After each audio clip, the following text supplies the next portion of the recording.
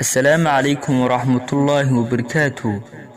waxaan maanta dhigihiina soo gaarsiin doonaa xikmado iyo oraahyo ay yiraahdeen dadkii soo maray taariikhda dahabiga ah ee islaamka.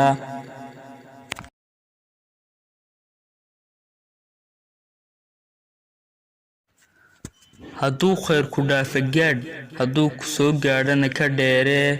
shaqaalihiinnu waa sida camalkiinna oo kale, hadba sida aad noqotaan ayuunbay noqonayaan. Abuubakar Sidiiq. howlaha la qabto waxaa ugu roon fulinta waxa uu eebba ku faray, iyo ka dheeraanshaha waxa uu eebba kaa reebay, iyo ku kalsoonaanta waxa eebba agtiisa ahaaday. waxaan ummadda uga cabsanayaa waxa ugu weyn, ruux afka aqoon-yahanka ah qalbigana jaahilka ah. Cumar bin Khadaab.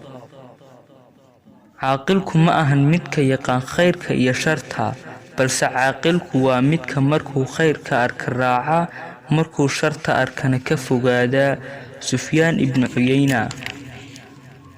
mar haddaanan diyaar u ahayn inaan noqdo addoon, sidoo kale diyaar uma ihi inaan noqdo sayidka wax addoonsadaa. Abraham Lincoln. balaayo sababta inaad u noqoto xagga Alle ayaa ka wanaagsan barwaaqo ku ilowsiisa xuska Alle. Ibnu Taymiya. haddii aanad indheergarad ahayn, warbaahintu dulmanaha ayay ku nacsiinaysaa, daalimkana way ku jeclaysiinaysaa. Malcolm X. cid naftayda ka kalnamaan dhaqmin weligay, mar way i taageeraan, marna way iga soo horjeestaan. Imaam Qasaali. waxaa jira abuuraha weyn, kaasina waa Allah sarreeye, waana midka sababtiisa aynu ku joogno dunida. Dr. Zakir Naik. qofna markii uu dhalanayay ma dooran midabkiisa, nasabkiisa iyo hantidiisa iyo cidda uu noqon doono, ee haddaadan abuurta ixtiraamayn, abuuraha ixtiraam. Sheekh Axmed Diidaat. haddii kuwa aan aqoonta lahayni faraha kala bixi lahaayeen doodaha, aqoonta u baahan isqabsi way dhammaan lahayd. Imaam Qasaali.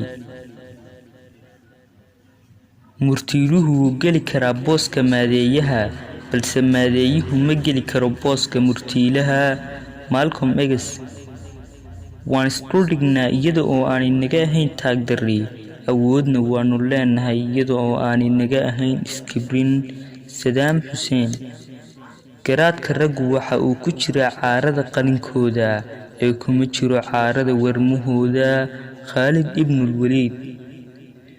haddii ay ummadi ka tagto diinteeda, waxaa u talisa ummad kale oo wadata dhaqamadeeda, waana ta aynu maanta ku jirno ee Rajab Tayyip Erdogan. ha u caabudin eebbe inuu wax ku siiyo, ee u caabud inuu kaa raalli noqdo. haddii uu raalli kaa noqdana, waxa aad si durdur ah u helaysaa siismadiisa. Sheekh Maxamed Shacraawi. dadka kale oo aad u adeegtaa waa kirada aad ka bixisa ku noolaanshaha aad ku nooshahay dhulka guudkiisa. Maxamed Cali Kalay. in uu nin gabadh jeclaado waa fitro ku abuuran, inuu ilaaliyo oo dhowraana waa raganimo. Gaandhi.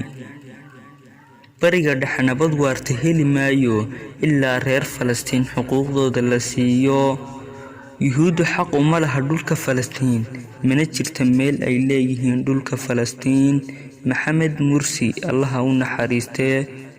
dhammaanteen caadi ayaynu la nahay kuwa aanina aqoon, kibirlooye ayaynu la nahay kuwayna xastaa, waynuna la wanaagsannahay kuwayna jecel. waxaa la maalgashado waxaa ugu qaalisan nafsadaada, ee samirka iyo aqoonta ku joogtee. Dr. Ibraahim Alfiqi. qof kastaa uu jecel yahay inuu muddo dheer noolaado, balse ma jiro qof doonaya inuu gaboobo. ha werwerin haddii laguu qiri waayo waxa aad tahay, dadaalkaaga sii wad, heer aad gaadha in laguu qiro waxa aad tahay. Abraham Lincoln.